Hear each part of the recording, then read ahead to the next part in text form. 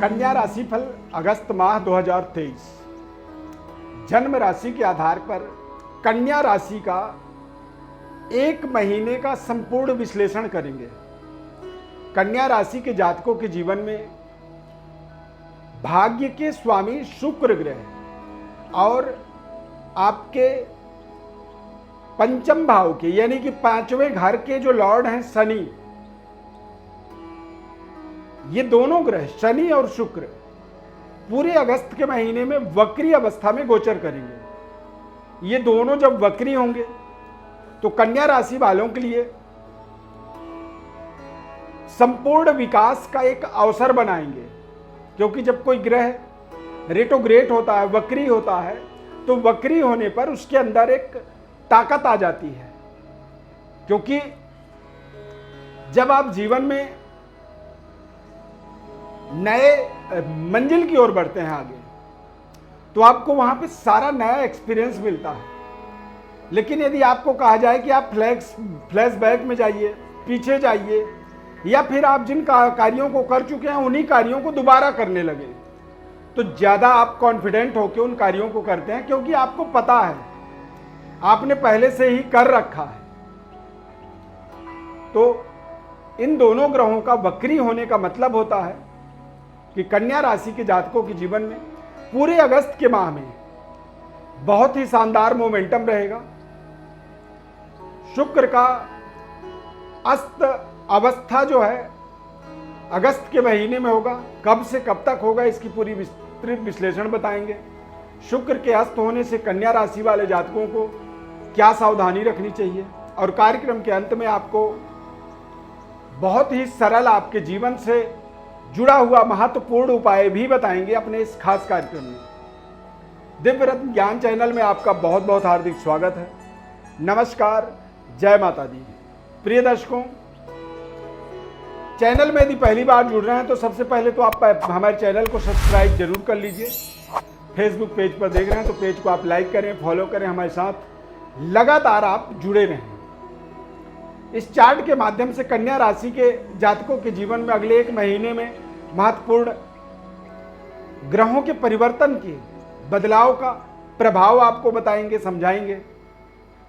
शुक्र आपके भाग्य का स्वामी है और शनि आपके पंचम भाव का स्वामी है, यानी कि जो पांचवा घर होता है, पांचवा जो भाव होता है, इससे व्यक्ति के योग्यता को, व्यक्ति की एबिलिटी को, उसकी कार्य करने की क्षमताओं को और उसके रिलेशनशिप को, संतान को और संतान के संतान का भी विचार पांचवें भाव से हम करते हैं। एक तरह से देखा जाए तो जैसे एक वाहन पहियों के ऊपर टिका होता है, उसी से वो आगे पीछे होता है, चलता है। ठीक उसी तरह से किसी भी व्यक्ति के जीवन में पांचवा और नौवां, ये दोनों बहुत ही महत्वपूर्ण दो व्हील हैं, एक तरह से दो पहिया हैं, और ये दोनों ग्रह वक्री होंगे। तो यहां पर थोड़े से अपने स्वास्थ्य का भी आपको विशेष ध्यान रखना होगा। आप अपने नए सेमेस्टर के अंदर आगे बढ़ रहे हैं या फिर कोई नई सेमेस्टर के अंदर ज्वाइनिंग कर रहे हैं, तो वहां पर भी बहुत सावधानी पूर्वक आपको उस पर अपनी रिसर्च करनी होगी, पढ़ना होगा, समझना होगा। देन आप किसी बड़े निर्णय तक जा सकते हैं। संबंधों को, रिश्तों को लेकर के यदि आप देखेंगे तो रिश्ते भी आपके थोड़े से बेहतर होंगे।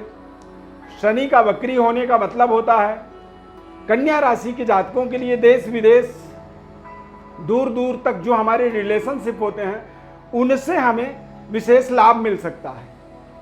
कन्या राशि वाले जातकों को पूरे अगस्त के महीने में किसी बुजुर्ग व्यक्ति के माध्यम से आपके जीवन में बड़ा मार्गदर्शन मिल सकता है।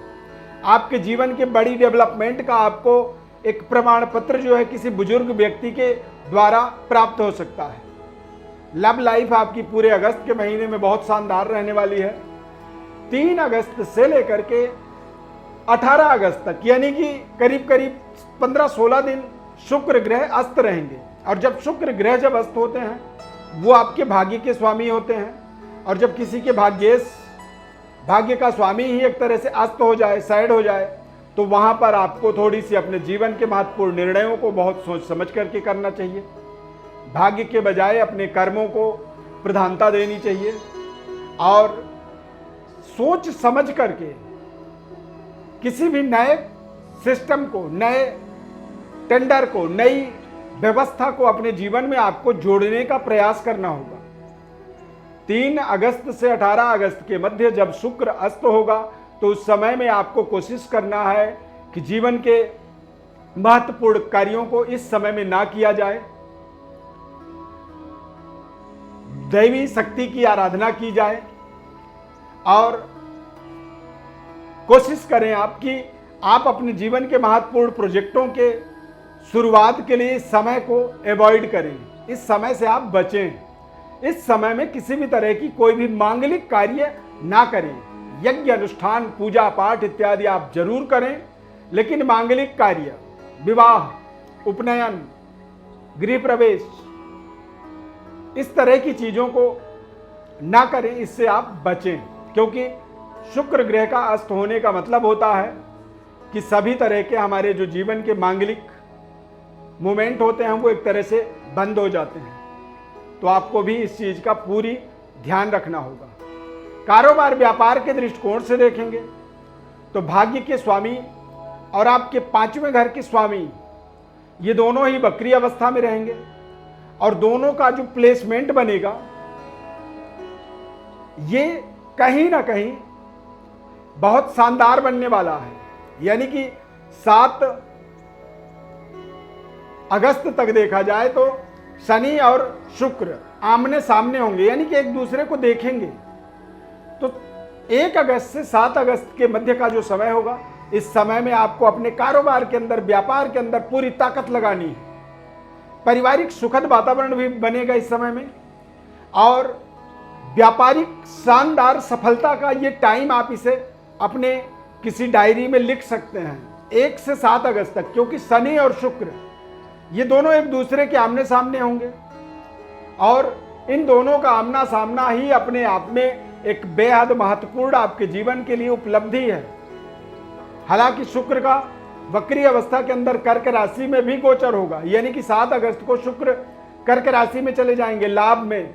तो भाग्य के स्वामी जब लाभ में जाते हैं तो ऐसी स्थिति में यदि आप पुरुष हैं तो किसी महिला के द्वारा आपके जीवन में बड़े लाभदायक मोमेंट, आय के नए स्रोत और जीवन के अंदर कुछ नई व्यवस्थाओं से, बड़ी व्यवस्थाओं से, लग्जरी व्यवस्थाओं से जुड़ने का मार्ग आपको, यानी कि विपरीत लिंग, पुरुष हैं तो महिलाओं के द्वारा, और यदि आप महिला हैं तो किसी पुरुष के द्वारा आपके जीवन में इस तरह का मार्ग प्रशस्त हो सकता है।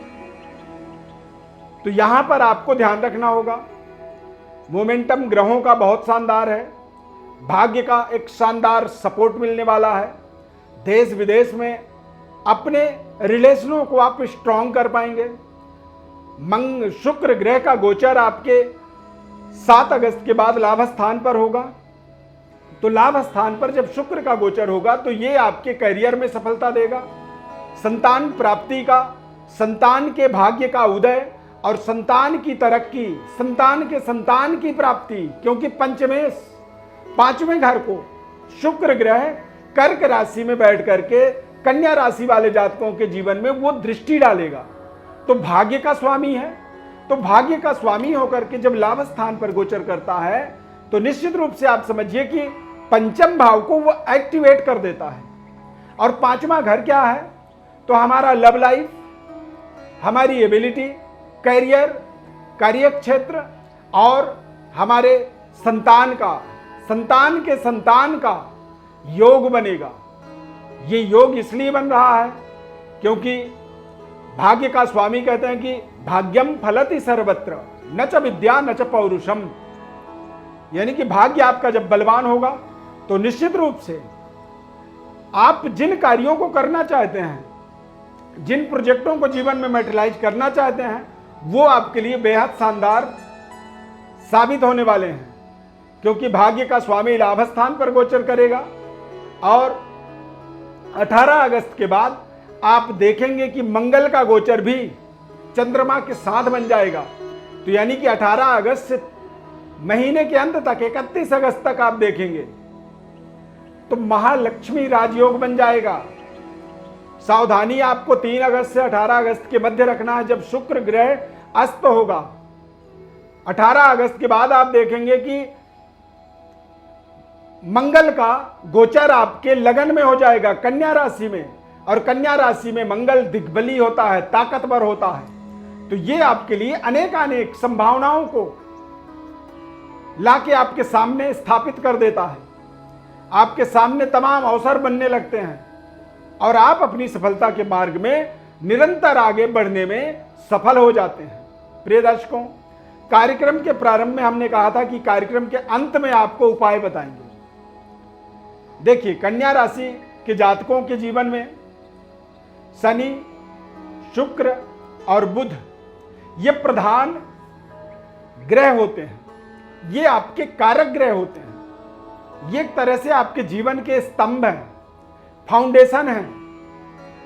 आपको अपने जीवन में भगवान गणेश और माता लक्ष्मी की आराधना निरंतर करनी चाहिए। ये आपके एक तरह से इष्ट देव होते हैं, माता लक्ष्मी और भगवान गणेश। तो भगवान गणेश के लिए आपको ओम गंग गणपतये नमः, ये बहुत छोटा सा मंत्र है और बहुत ताकतवर है। तो इस मंत्र का 108 बार आपको जप करना होगा। और ओम महालक्ष्म्यै नमः, इसका 108 बार, यानी कि ये दोनों मंत्रों का आपको रोजाना 108 बार आपको अपने जीवन में जप करना, इसका प्रारंभ करना होगा। मैं आपसे प्रॉमिस कर सकता हूं कि आपके जीवन की कितनी बड़ी संकट होगी, इस विधि से, इस दिनचर्या से, इस प्रयोग से आपके जीवन में एक चमत्कारिक परिवर्तन को आप रियलाइज करेंगे, महसूस करेंगे। आपको किसी भी तरह की कोई भी इन्वेस्टमेंट, कोई भी खर्चा, कोई यज्ञ अनुष्ठान से कोई आवश्यकता नहीं है। केवल इन 2 मंत्रों का रोजाना, इनको आप अपने दैनिक दिनचर्या में जोड़ेंगे। जैसे आपके लिए स्नान करना अनिवार्य होता है, उसी तरह से इन मंत्रों का जप करना भी अनिवार्य है। 108 ये आपके जीवन के 216 बार इन दोनों मंत्रों का उच्चारण आपके जीवन के दशा और दिशा को बदल देगा। विशेष विश्लेषण चाहते हैं आप, तो हमारे व्हाट्सएप पर आप अपनी बर्थ डिटेल भेजें। हमारे तरफ से हम आपको निःशुल्क संपूर्ण विश्लेषण बताएंगे। आपके जीवन में ग्रह योग किस तरह से हैं, कौन सी महादशा है, क्या आपको उपाय करने चाहिए, किस तरह से जीवन में आपको अपने करियर, अपने व्यापार, अपने परिवार के लिए निर्णय लेने चाहिए। ये सभी प्रभाव जो है हमें हमारे जन्म कुंडली के माध्यम से पूरी साफ साफ समझ में आ जाती है। तो उसे यदि आप समझना चाहते हैं तो आप जरूर भेजें। चैनल को आप जरूर सब्सक्राइब कर लीजिए। कार्यक्रम अच्छा लगा तो लाइक आप प्लीज जरूर कर दीजिए। इस खास कार्यक्रम में जुड़ने के लिए बहुत बहुत धन्यवाद। जय माता दी।